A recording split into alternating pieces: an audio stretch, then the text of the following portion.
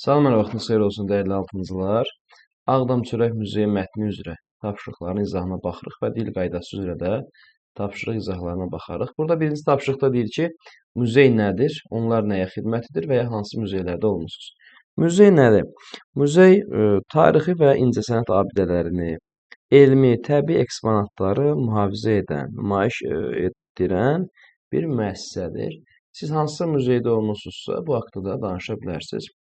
Mətnin məzmunu ilə tanış olaq. Deyir ki, çörəkçilik ən qədim və nüfuzlu peşələrdən sayılır. Çörəyin tarixi bəşəriyyətin tarixi qədər qədimdir. Ölkəmizdə aparılan arxeoloji qazıntılar zamanı tapılan daşlaşmış buğda növləri eramızdan əvvəl 7-6-cı minilliyə aid edilir. Xalqımızın çörəkdən istifadə mədəniyyətində yazılmamış qaydalar var. Bu ifadələrə biz baxarıq. Məsələn, deyir, insan çörəyə əl vurmazdan əvvəl mütləq əllərini yumalıdır. Bu yalnız gigiyenik qayda demək deyil, həm də çörəyə hörmətin göstəricisidir. Ayaq üstə çörək yemək, çörəyi tərs üzünə qoymaq, yerə atmaq, bütün bunlar çörəyə hörmətsizlik sayılır. Bu müqəddəs nemətə sayğı dolu ənənələri, yəni sayğı dolu ənənələri gələcək nəsillərə ötürmək və milli əxlaqi dəyərləri daha geniş və məzmunlu təbliğ etmək məqsədi ilə bir sıra xalqlar çörək muzeyi yaradıblar. Bu muzeylər arasında Ağdam Çörək Muzeyinin də öz yeri var. Demək, Ağdamda 19-cu əsrin sonlarında bir dəyirman tikilmişdi. 1982-ci ildə bu dəyirman binasında çörək muzeyi açmaq haqqında qərar qəbul edildi və elə həmin il başlanan təmir bərpa işləri növbəti il başa çatdırıldı. Noyabrın 25-də muzey ilk ziyarətçilərini qəbul etdi. Sonra muzey binasının fasadında gözəl taş mozaika yaradılmışdı. Muzeyə giriş birbaşa yay zalına açılırdı. Bu zalın ortasında kiçik fəvvarə var idi. Zala girən kimi sola dönməklə sərgi salonuna daxil olurdun. Hündür olduğundan salonun müəyyən hissəsi alt-üst mərtəbələrə ayrılmışdı. Muzeyin böyük zalında gündə 8-10 ton buğda üyütmək gücü olan mexaniki dəyirman yerləşirdi. Ötən əsrin 30-cu illərində istifadə edilən demək, taxıl təmizləyici qurğu da burada idi. İkinci sərgi zalında qədim əmək alətləri hansılardır? Xışdır, oraq, əl dəyirmanı, yəni kirkilər, taxıl döyən, un saxlamaq üçün qədim küplər, digər əşyalar nümayiş etdirilirdi. Muzeydə Azərbaycan taxılının zəngin növlərini və çörək mədəniyyətimizin qədim ənənələrini göstərən eksponatlar əslində ölkəmizin bütün ərazisini əhatə edirdi. Deyir ki,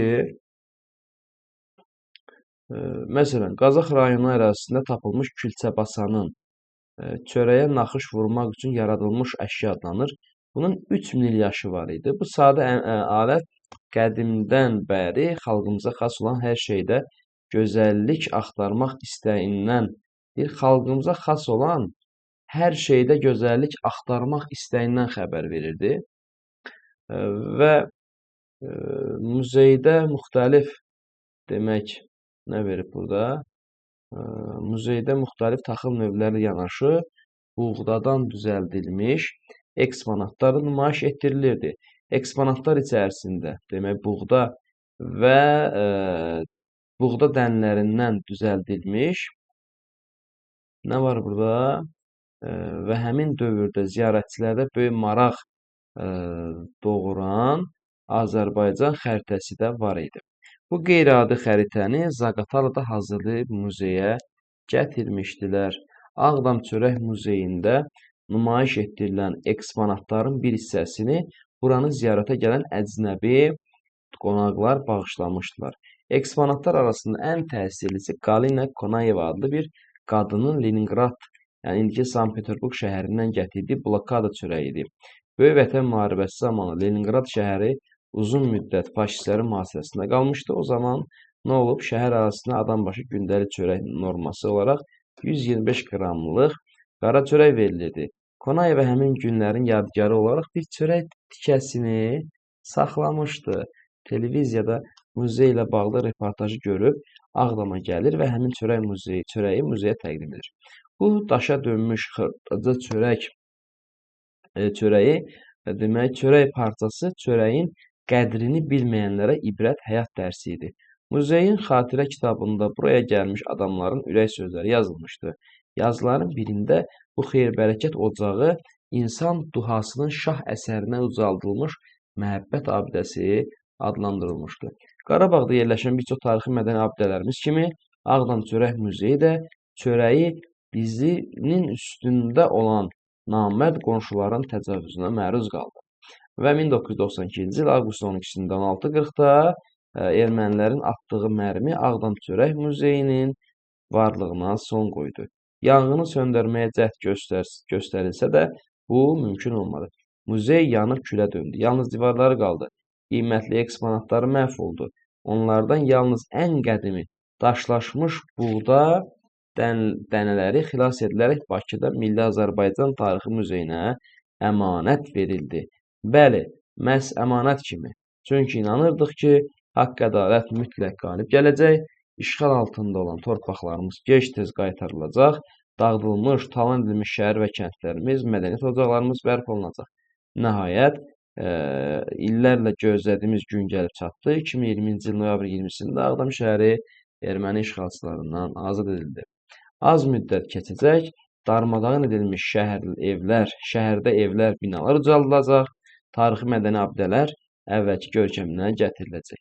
Çox çörək muzeyi üçün də yeni bina tikiləcək, köhnə binanın uçuq divarları isə erməni qəsbkarlarının insanlığa yad xislətini göstərən əbədi damğa kimi saxlanılacaq. Aha, bu Ağdam Çörək Muzeyi haqqında olan bir mətin idi. Maraqlı bir faktoloji məlumat verici mətin idi. Tanış olaq söz ehtiyatı ilə. Deyir ki, burada lüğətin vasitəsilə biz aşağıdakı sözlərin mənalarını tapaq və bunları şəkillərə uyğunlaşdıraq.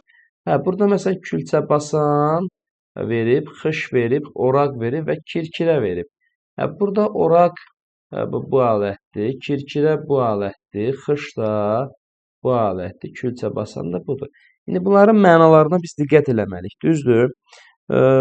Baxaq mənalarına, bunların mənalarına vermək, necə izah etmək olar? Burada bir də biz bayaq mətnində də qarşımıza çıxdı. Külçə sözünün mənası da maraqlıdır. Külçə nəyə deyilir? Yəni təndirdə bişirilən üstü naxışlı çörək növüdür. Külçə basan nədir? Külçə basan külçəyə naxışlar vurmaq üçün sıx alətdir. İşarələmişik orada. Xış yer şumlamaq üçün ibtidai kənd təsərrüfatı alətidir. Oraq taxıl, ot biçmək üçün qısa dəstəkli alətdir. Yəni kəsici alətdir. Kirkirə də əl dəyirmanıdır. Demək biz bir də bir şey burada vurğulayaq ki, külçə basan variantlarını da vermək olar da. Məsələn, bax, bu formada, məsələn, 1-ə B-ni vermək olar, nə bilim, 2-yə A-nı vermək olar. Bu formada da aydındır, uyğunlaşdırma verdik. Bu ifadə ilə tanış olaq. Çörəyi dizinin üstündə olmaq nə deməkdir? Mətndə bu ifadə kimin haqqında işlədilir? Maraqlıdır. Əlbəttə, çörəyi dizinin üstündə olmaq, əlbəttə ki, etibarsızlıq etmək, yaxşılığı yaddan çıxartmaq, nankor olmaq. Bu məzmunu ifadə edir. Əlbəttə, mətndə bu ermənilər haqqında işlədilir ki, çünki onlar 90-cı ildə xalqımıza qarşı müsibətlər törədib. Çünki xalqımız həmişə ermənilərə yaxşı münasibət göstəribsə, onlar isə bu yaxşılığın qarşılığında nə edib? Yamanlıqla cavab verib. Gəlin burada çörəklə bağlı ifadələrlə tanış olaq və onların frazoloji birləşmə olduğunu əsaslandıraq.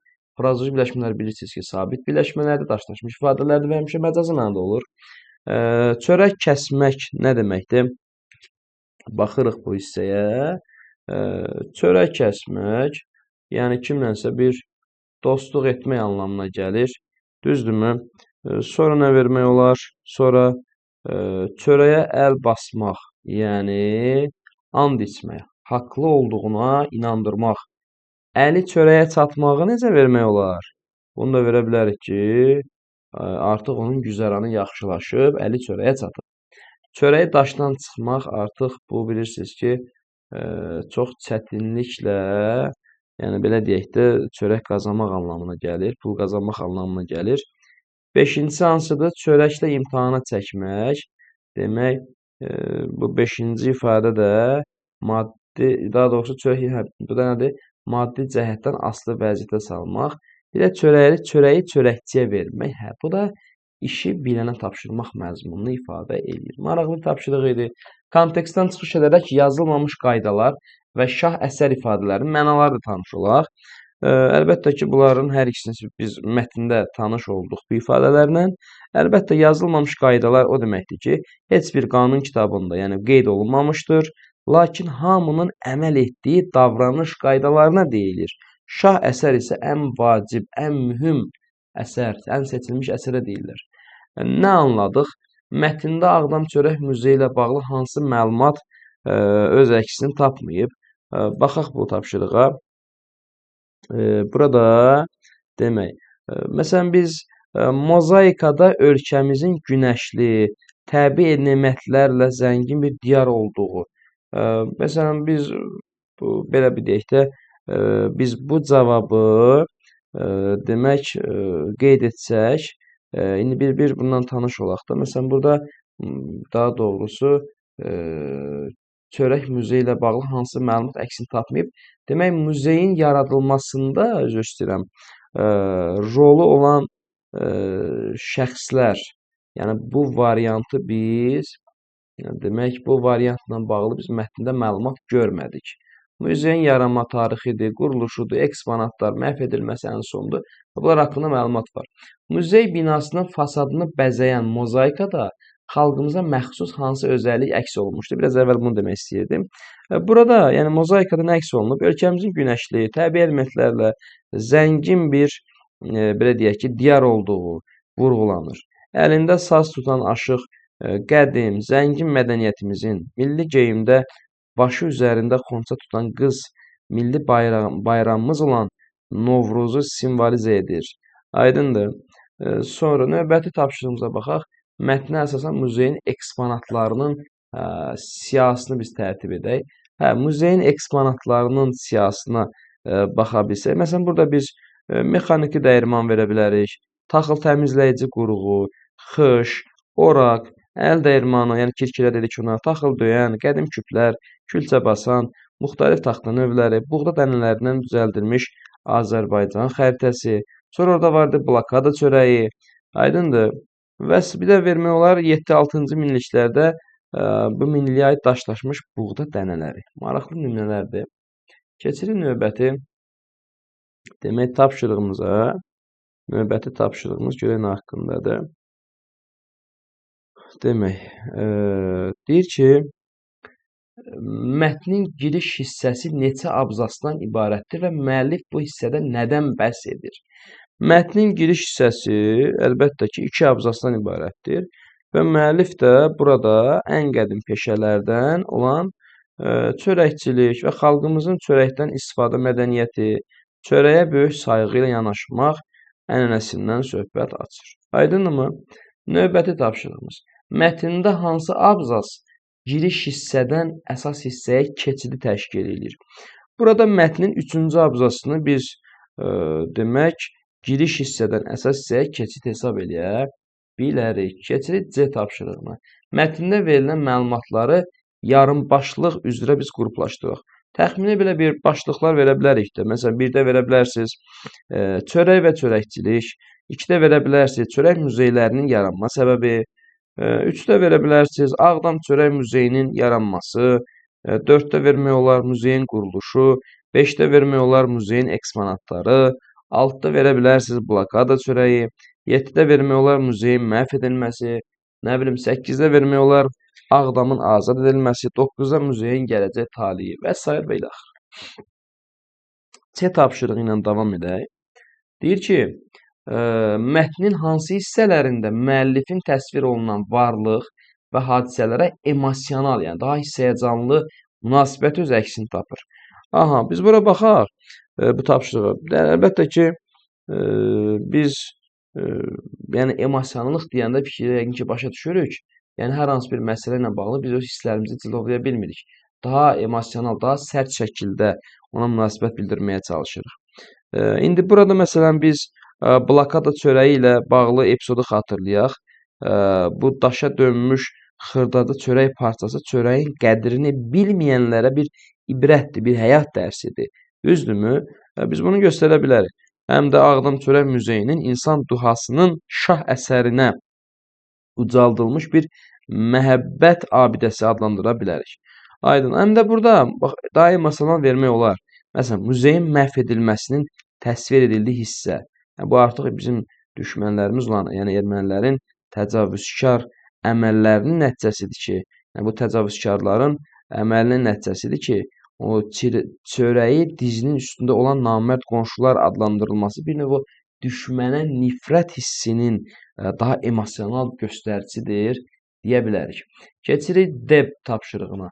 Cədvəldə verilmiş məlumatlardan istifadə edərək Dünya Çörək Muzeyləri haqqında şifahi təqdimat hazırlayın və bu təqdimatda məsələn deyir ki, cədvəldəki informasiyanı rabitəli cümlələr şəklində təqdim edin.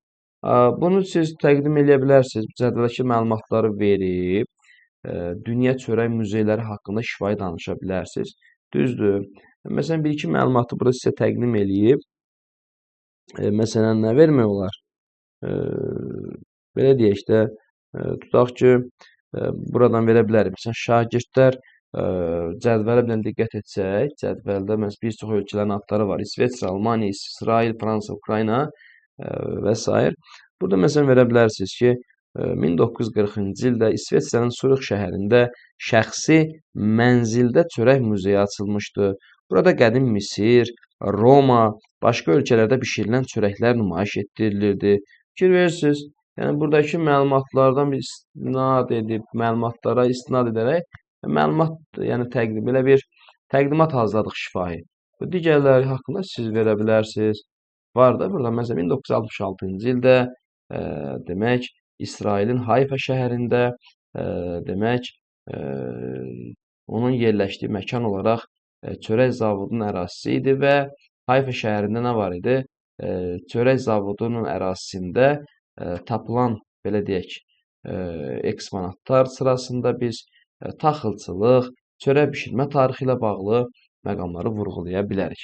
Digər məqamlar da var. Özünüz baxırsınız və şifahi təqdimat hazırlaya bilərsiniz.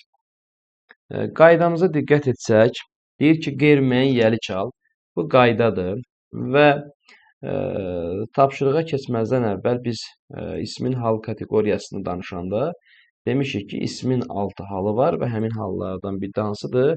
Yiyəli çaldır. Yiyəli çalı sahiblik, yiyə anlayışını ifadə edir. Bir yiyəli çalda olan sözlər adətən ismi birləşmənin aslı tərəfi olur.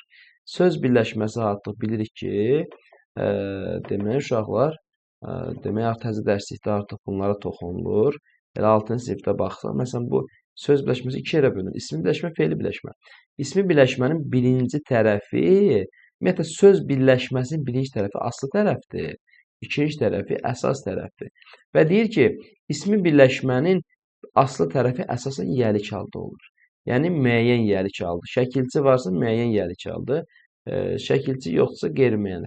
İndi hər ikisində şəkilçi verir. Demək bu yiyəli çaldadır. Bu ismi birləşmələrin aslı tərəfi şəkilçisiz də işlənə bilər.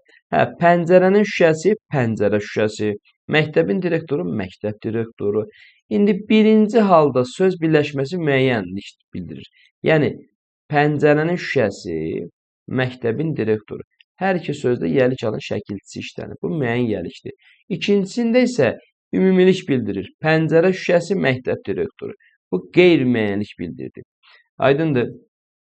Bunu izahında belə təqdim edib ki, yəni pəncərə şüşəsi deyəndə, konkret pəncərənin şüşəsi deyəndə konkret bir pəncərəyə bərkidilmiş şüşədən söhbət gedir. Pəncərə şüşəsi deyəndə pəncərə düzəltmək üçün istifadə olunmuş şüşədən söhbət gedir. İsmin yiyəli çalı iki cür olur. Müəyyən yiyəlik, qeyri-müəyyən yiyəlik. Əlavələr eləyək. Müəyyən yiyəlikin şəkilçisi n üstü 4 və ya n üstü 4-dür. Qeyri-müəyyən yiyəlikin isə şəkilçisi yoxdur və nə sualına cavab vermiş olur. Və bir də nümunələrdə bu da pəncərənin, məktəbin, bunlar müəyyən yiyəlikdir. Pəncərə, məktəb isə qeyri-müəyyən yiyəlik ad kimi işlənmiş olur. İndi yuxarıdakı tapşırığa bir dənə baxaq. Çörək muzeyi və çörək ətli ifadələrində çörək sözü isminin hansı halındadır? Çörək muzeyi, çörəyin muzeyi. Təsəvvür eləmək olur. Demək, bu yiyəlik haldadır, özü qeyri-müəyyən yiyəlik. Çörəyin ətri, Bu şəkilçi var, müəyyən yiyəli çaldadır. Hər ikisi yiyəli çalda olur. Hansı cümlələrdə birləşmələrin birinci tərəfini müəyyən yiyəli çalda da işlətmək olar? Müəyyən yiyəli çalda odur ki, yəni şəkilçi ın işlənə bilsin də. Ən 4-ün variantı. Əsgərlər qala qapısının qarşısında keşik çəkirdi.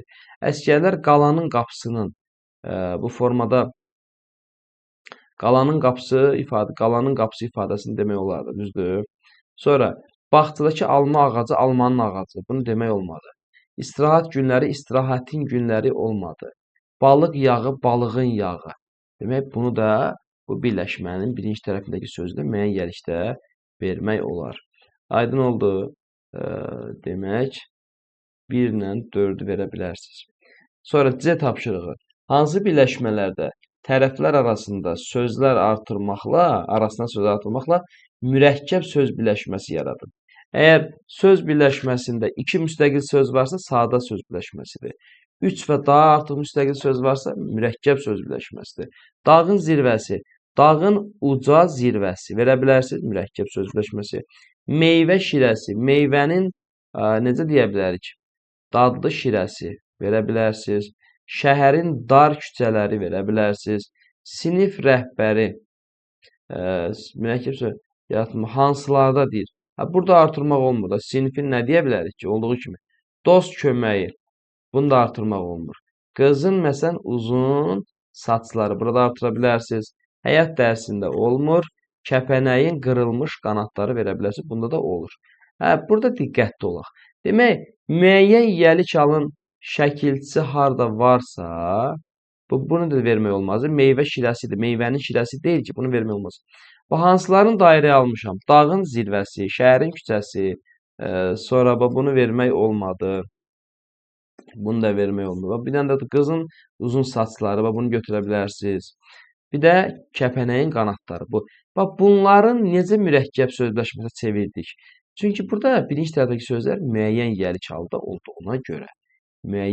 çalda olduğuna görə biz bunları nə edirik? Bu birləşmənin arasına söz artırıb mürəkkəb sözləşməsi yaratdıq. Digərlərində bunu eləmək olmur. Aslı tərəfi yiyəli çaldan isim birləşmənin əsas tərəfi mənsubi şəkilçisi qəbul edir. Dünya rekordu sözündə u mənsubiyyətdir. Şəhərin mərkəzi birləşməsində i şəkilçisi mənsubiyyətdir. Hansı cümlələrdə fərqləndirilmiş ismi birləşmənin aslı tərəfi yiyəli çalı, yəni birinci tərəfi. Qızın barmağındakı qızıl üzük. Necə üzük qızıl? Bu adlı xaldadır. Dağın ətəyində yeni qızıl yatağı aşkardır. Qızıl yatağı, qızılın yatağı. Bu yiyəli çaldadır. Azərbaycanda ipək istehsalı qədim dövrdən başlanır. İpək istehsalı, ipəyin istehsalı. Bu da müəyyən yiyəli çaldadır. Qeyri-müəyyən yiyəli çaldadır. Demək, burada B və A-nı verir. İpək kəlağayı Azərbaycan qadınlarının ən sevimli baş örtüyüdür. Hansı kəlağayı? Necə kəlağayı? Bu da adlı halda olur. Cavab oldu burada B ilə A. Verilmiş sözləri həm müəyyən, həm də qeyri-müəyyən yiyəli çalı işlətməklə söz birləşməsi yaradın. Həmin birləşmələrlə cümlələr quraq. Həkim qonağı, həkimin qonağı, çiçək dənizi yaxşı belə verməyək də bunu. Demək, verilmiş sözləri həm müəyyən, qeyri-müəyyən. Yaxşı, bunları gəlin belə verək də. Həm də qeyri-müəyyən yiyəli çalda işlətməklə söz birləşməsi yaradaq.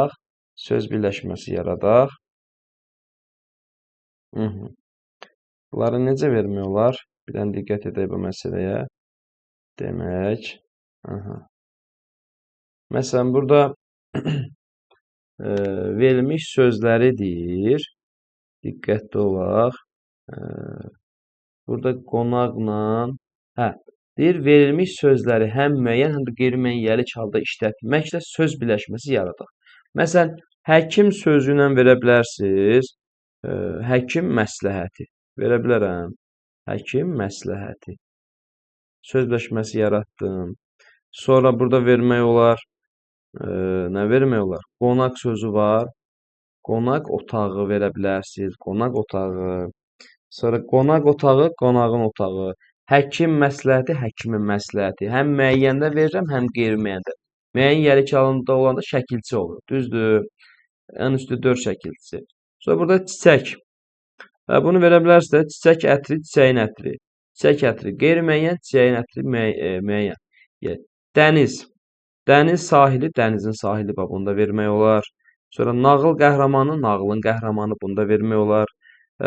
Dəftər də verək də. Dəftər vərəqi, dəftərin vərəqi, dəftər üzü, dəftərin üzü. Təyyarəni necə verə bilərik ki? Buna diqqət edək. Təyyarə qanadı, təyyarənin qanadı vermək olar. Əmək veteranı, əməyin veteranı olmadı. Əmək sözünü də vermək olar da. Demək, əmək veteranı verək. Sonra başqa nə vermək olar orada? Demək, burada başqa da vermək olar. Cümlə. Cümlə üzvləri, cümlə üzvləri vermək olar, düzdür? Ayaq məsələn nə verə bilərik? Ayaq zədəsi, ayağın zədəsi olmur, ha? Ayaq zədəsi məsələn vermək olar, düzdür? İndi burada biz bir neçəsində balaca bir qarışıqlıq gördük. Verilmiş sözləri həm müəyyən də qeyri-müəyyən halda işlətməklə. Burada təyyarə qanadı, təyyarənin qanadını verdik. Əmək veteranı, əməyin faydası verə bilərsiniz. Düzdür? Cümlənin quruluşu verə bilərsiniz.